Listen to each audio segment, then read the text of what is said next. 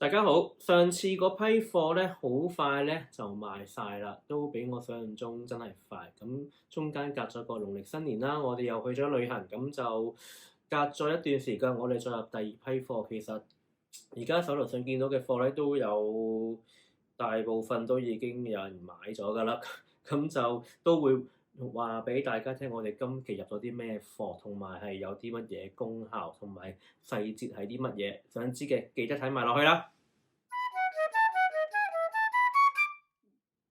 Hello，大家好，歡迎大家嚟到今個星期嘅 Show Talk。咁頭先我哋嘅 intro 已經講咗啦，今日咧我哋最主要就介紹我哋今次呢批貨俾大家認識，亦都我想再重申一次啊嚇，我哋嘅正式 selling point 咧並唔係呢個水晶玉石，正式嘅 selling point 係開光，係賣我嘅開光。咁記住啦，咁唔同嘅質地就會增強我嘅開光效果，咁就係咁樣嘅啫。係啦，即係放大咗嗰個開光嗰個效果添啊，因為根據翻佢個能量啦，咁啊再加倍咯，更加。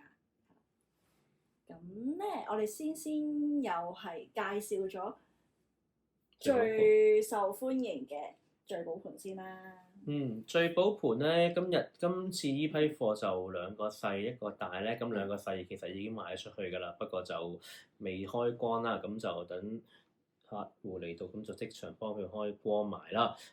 聚寶盆咧嘅效果上一集都講咗㗎啦，咁就可以就咁增強一個財運啦，擺喺個財位嗰度增強到大家吸財嘅能力，咁亦都配搭埋我開光嘅貔貅，咁就可以開到一個招財貔貅聚寶盆陣，咁就增強咗一個效果。咁我想而家岔開少少話題咧，我啱啱上一次去客戶屋企咧，見到佢竟然將我嘅聚寶盆啦同埋個貔貅嚟分開擺咧，咁我見到就有少少震驚，提翻佢咧，佢擺翻埋一齊之後咧，即刻有翻好多財。係啦，吸咗好多，即刻嗰晚收到幾個客。分開擺已經生意好咗啦。咁跟住咧，但係有一次去到佢屋企時候，發現哇真係好震驚，一個東一個西咁放咗係咁，跟住都睇一睇佢就當晚就即刻放翻啦。咁跟住咧嗰個星期咧，啲生意咧就一路係咁升啦。係啦，冇錯。多咗客人㗎，係啦。咁另外都想講啦，有位客人就擺咗喺鋪頭啦。咁鋪頭斜，佢唔係正對住鋪頭，因為我哋貔貅個陣咧就唔需要正對門咯，正對門係財神噶嘛。咁我哋咧貔貅係會斜斜地咁斜望住啦。咁佢擺咗個聚寶盆，擺咗一對貔貅咧，咁其實就已經令到生意好咗好多啦。唔止，佢屋企都有擺啊，因為屋企係啦，佢兩人打孖一齊嚟。佢買咗足足買咗兩個聚寶盆，兩對貔貅王啊！一個聚寶盆兩對貔貅啫，係一個聚寶盆嗰兩對。係啦，咁就已經吸到好多財啦，咁亦都改善咗好多家庭嘅和睦啊，好多人其實小人都會遇到改善咗，因為貔貅係可以幫助到吸收好多唔好嘅嘢啦，係啦。係回頭客啦，同埋多咗係啦。咁聽到都戥佢開心嘅，係啦。聚寶盆。跟住就仲有嚟緊嗰位客人都會過嚟。再買其他貔貅嘅飾物嘅，係啦，咁陣間再講，係啦，再介紹一下。你仲想介紹邊樣咧？而家？咁介紹完呢個，咁如果詳細裏邊係嘅功效啊，或者係有啲乜嘢嘢咧，你哋可以睇第一條片嘅，我哋喺1月尾嘅時候拍咗第一條嘅，係啦。咁咧跟住就介紹翻呢一個啦，呢個咁肥嘟嘟嘅。係啦，咁嗱，今次咧，其實上次都有翻嘅，上次翻咗2對，係嘛？一對咧3對好似。即係呢一隻質地㗎，係啦，咁就係有10 cm，咁同埋一個再細啲嘅7.5 cm，咁今次翻咗個8 cm，但係呢一個咧係一個頂級嘅銀曜石咯，就你哋我可以行前翻去鏡頭俾你睇一睇，係啦，咁你會見到咧。係好靚，好靚，好靚！佢本身咧就好似啲銀沙、金沙咁樣，但係銀色㗎啦。咁金曜石咧，其實上次都有介紹過，大家可以睇翻第一條片。咁呢個係銀曜石啦，最頂級嘅銀曜石。咁咧，同埋大家最中意嘅係啦，就係嗰個元寶圖案啦。金元寶。係啦，係一個好嘅意頭啦，係啦。咁然之後一個大 pat pat，係啦，咁就呢個。都幾大隻，好聚手嘅呢個都。同埋呢個咧，我係真係我揀過每一次咧，我係其實連埋啲聚寶盆我都係好有心機喺供應商嗰度揀出嚟嘅。咁因為講真係每一個都有唔同嘅能量嘅，係啦。咁我當然就盡量就會即係同一件貨、同一批貨都會有唔同嘅能量啦。係有少少唔同嘅佢哋嘅能量。咁而呢一個咧係爆能量，我係見到佢係閃閃發光，係咁放緊一啲金光。係啦，大家如果高齡人士或者能夠睇到能量嘅朋友仔都會見到，係一個超好能量。就算你唔開光咧，你擺財位咧都一樣有翻招財效果，因為本身銀曜咧就可以招財噶嘛。仲要係一個貔貅嘅一個擺件啦，係啦。一個意頭非常好啦。咁當然開咗光咧，就會將呢個頂級銀曜石嘅能量咧嘅功效咧放大好多倍，係啦。咁但係呢個你哋買翻去就可以感受到啦，係啦。咁跟住咧就呢一個啦。其實應該靈感高嘅人應該見到呢度係爆光，同埋我哋屋企係暖咗。呢排咧今日高翻少少，今日22度左右啦。但係前幾日咧，我哋啲貨嚟咗之後咧，嗰陣時得10幾度我哋屋企，係啦，因為住新界嘅，咁係好暖咯，係唔使開暖氣㗎。我哋係以前就唔係未入教之前啦，我哋係間屋成日都好凍㗎。而家係有埋祖師爺，我哋安個祖師爺，再而家加埋呢一隻咁強能量嘅嘢咧，我哋係成個冬天我哋都冇開過暖氣，係啦。咁咧跟住呢一個咧就係我第一次入嘅，咁呢一個係一個玉石嚟嘅。係啦，係青玉啊！呢個叫做，大家可以上網查青玉咧係有啲乜嘢嘅功效啦。咁就我睇啱佢係因為覺得佢係一個好威武啊！大家可以睇下佢呢個貔貅王係好靚。我覺得望落去好似鹹蛋超人裏邊嗰隻食錢怪咁樣。係啊，同埋佢好聚手嘅玉石咁同埋佢哋嗰啲係紋嚟嘅，就唔好以為啊。係凹咗啊、爛咗嗰啲，其實佢啲淺深深咁樣顏色咧係不均勻分佈嘅玉石，係啦，唔係塑膠嗰啲，塑膠嗰啲可以整到好均勻啊，係啦，咁就隻腳咁樣啦，係啦，好靚啊！佢呢啲人手咧雕出嚟嘅手工嘅，係啦，好威武嘅，係啦，好隨手呢個有14 cm 嘅，係啦，14 cm 長嘅。咁跟住就手鏈啦，嗰條黑色嗰條啦。咁我哋講翻呢個啦，因為上次咧都好快賣晒，咁就入多條嘅。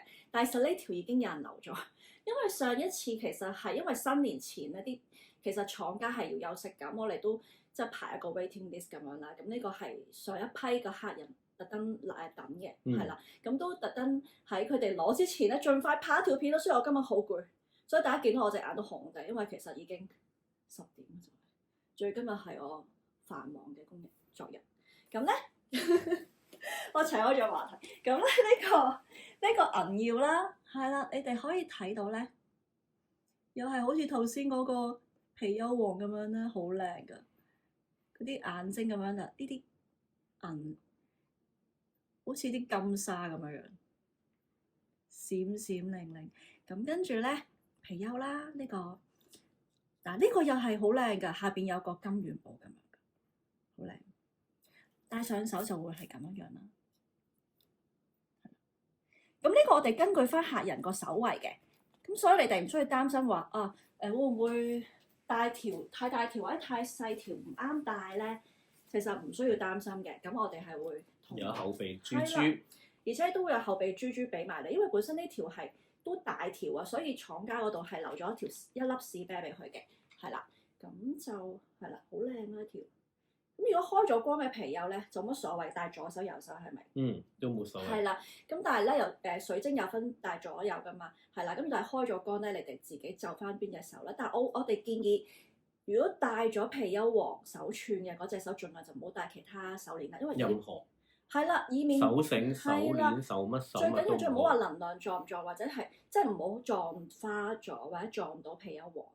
係啦，咁樣嘅。因為嚴格嚟講，佢係一個開咗光嘅法器。係啦，同埋你普通手鏈係唔同嘅。其實神獸咯，你即係好似拜神咁就好要尊敬嘅。咁我哋盡量都唔會話特登去碰撞佢咯，係啦。所以你見到我戴嘅都係好小心嘅，同埋你見到咧開咗光嘅話咧，法德斯開咗光之後咧，我哋會落朱砂嘅。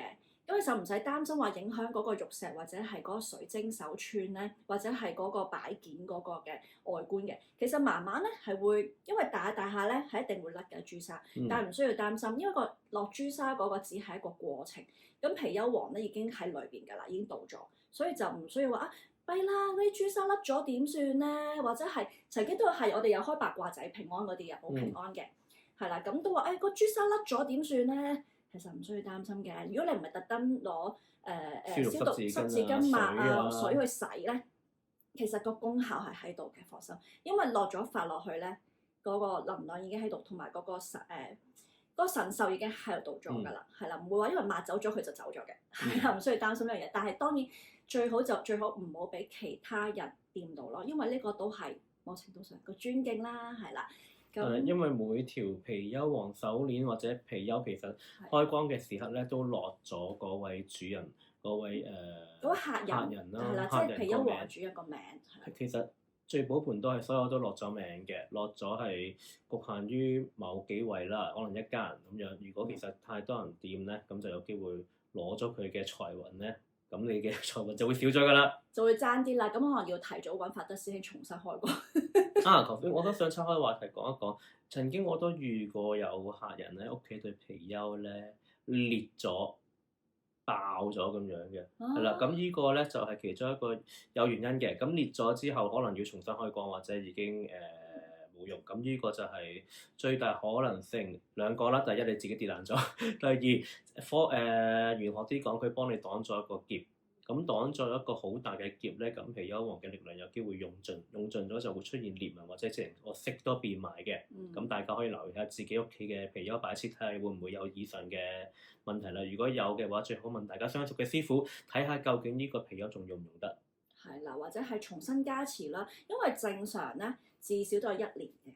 1年嘅之後咧，先即係差唔多時候就約你哋嘅相熟師傅或者約法德師兄去重新加持過咯，係啦，記住，咁就係神像都係嘅，所有開光嘅，咁都要定期去加持嘅，係啦，咁呢個就係呢啲擺件咧，如果貔貅黃啊、聚寶盆都係1年啦，至少1年功效，或者你有疑問嘅，咁啊隨時可以私信俾法德師兄去詢問一下啦，咁就跟住咁就繼續講埋我好中意嘅和田玉啦。咁呢啲係都係已經有客人留咗啦，咁咧剩翻呢條嗱，大家手快有手慢冇啦，真係現貨得呢一條嘅啫，係啦，得呢一條嘅啫。係貔貅黃嘅。呢個係和田玉，咁大致上嗰個功效咧，我上一集咧係有好詳細介紹過，大家可以再去睇翻重溫翻嗰段片啊，咁就。係啦，咁呢個我自己，因為我手上面都有好多人見到都好想要一條，咁所以都翻多咗。咁咧但係今次會多咗個款，咁有一隻貔貅嘅，同我一樣咧，一隻貔貅嘅手上面戴嘅，或者係2隻貔貅嘅，係啦。咁當然如果2隻貔貅咧，個價錢就會貴啲啦，因為點解？除咗個材質多咗之外咧。而且係因為我哋變咗法德師兄係需要開多一個神獸，開多一個貔貅黃落去嘅。即係你其實會手頭上帶咗2隻貔貅，咁你諗下個力量幾勁啊？係呢個就會力量強多啦，咁所以你哋會見到咧，價錢會幾乎係 double 嘅，係啦。咁就詳細價錢可以留意翻Soulfruit 嗰個嘅 IG 係啦，或者係 Facebook 嘅嚇，咁就會有嗰啲圖片上面有標明個價錢嘅，係啦。咁但係當然都會不定時再 update 翻個價錢嘅，咁但係現時個價錢就會係你哋而家睇到嘅咁樣咯，係啦。咁就呢個啦，係啦，可以帶俾大家睇，呢個會大少少嘅個手圍，咁係啦。但可以再如果你哋係揾我哋訂嘅時候咧，如果可以講翻個手圍。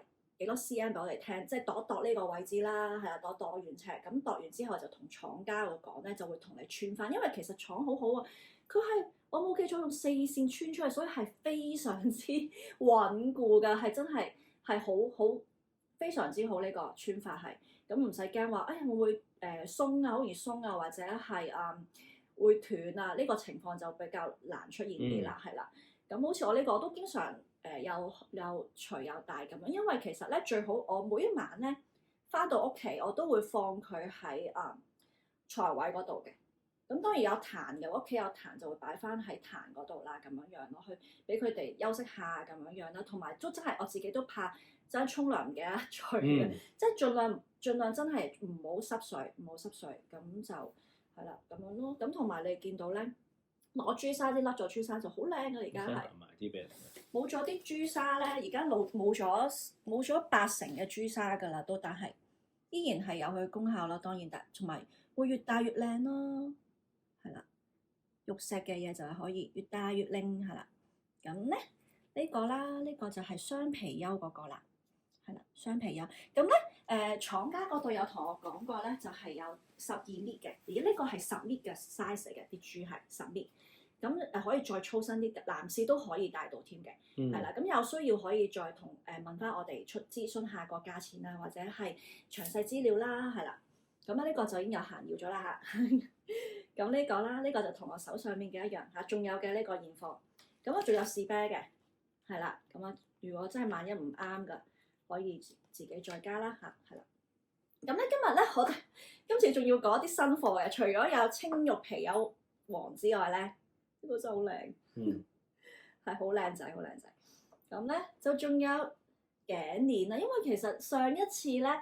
有啲客人同我反映過咧，就話戴手串就唔好方便，有時工作關係驚坑到啊，或者唔方便露啲手鏈啊、手繩出嚟俾人見到咧。可能工作上唔方便戴啊，或者係剩咧，咁我就係自己諗到，我就不如整啲頸鏈啦。點知原來廠嗰度咧就同我講係可以咁樣做㗎，佢有吊墜㗎，所以咧我自己就今次翻咗3隻材質嘅貔貅，其實咧。大家係中意嘅話，其實有銀曜嘅或者金曜嘅貔貅吊墜嘅，咁都有諮詢價錢嘅，但係嗰就會平啲嘅嚇，相對地玉石就會貴少少。即係嗰啲黑色嗰啲就平啲㗎啦。係啦，呢啲係會大家可以睇翻價錢係會平啲嘅，呢啲係啦，呢啲就會平啲。咁雖然我都係真係揀過，同埋呢個係真係佢係都好高級下嘅個銀曜石嗰個嘅級別。咁就佢有其實咧手串有和田玉啦。有再頂級啲嘅，呢個係中級嘅，頂級就會貴好多，係講緊就算成本都貴成3至4倍嘅價錢嘅，係講緊係真係頂級好多。如果頂級嗰隻個價錢都頂級好多，咁所以咧我翻咗呢一種，但係已經係呢隻和田玉已經係好靚嘅材質嚟㗎啦，好靚嘅質地。咁呢個啦，有銀曜同埋金曜嘅手串啦，有和田玉啦，甚至乎有其他水晶嘅，當然自己再諮詢啦。因為其實基本上我多數就只會翻金曜、銀曜同埋和田玉嘅，係啦。咁但係當然都有其他可以配埋嗰種水晶嘅貔貅嘅，係啦，配埋落去個手串嗰度嘅，即係同一個質地嘅貔貅啦。係啦，冇錯啦。咁咧，至於頸鏈咧都一樣。吊墜咧都一樣係會有金曜啦、銀曜啦，亦都會有和田玉啦，有頂級嘅和田玉啦，甚至係有翡翠嘅，係啦。我自己今次翻咗個翡翠，陣間可以俾大家睇。咁我先講咗和田玉先啦，講咗呢一隻先啦。咁呢隻和田玉咧，其實同手串嘅和田玉咧係同級別嘅，係啦。但呢個咧好大粒啊，佢仲要係好聚手。係啦，佢有咧大概咧，我度 size 嘅，睇下先。呢一個咧個 size 咧，等啊，係啦，呢個碧綠嘅和田玉貔貅吊墜咧係3 cm 啦，長度大概啦。咁跟住咧，佢肥嘟嘟個 pat pat 位咧大概係1.5 cm 嘅，係啦。咁而咧呢個咧我度咧就係度佢下邊呢一個位啊，唔係度個嘴啊，個嘴有得好細㗎啦，梗係。咁咧就度呢一個最稍為細啲位置咧就會係1.2 cm 嘅，係啦。咁可以近鏡俾大家睇下啦，係一粒好大粒嘅和田玉嘅吊墜啦，係啦。咁一個貔貅王啦，咁然後咧呢條頸繩就不得了啦。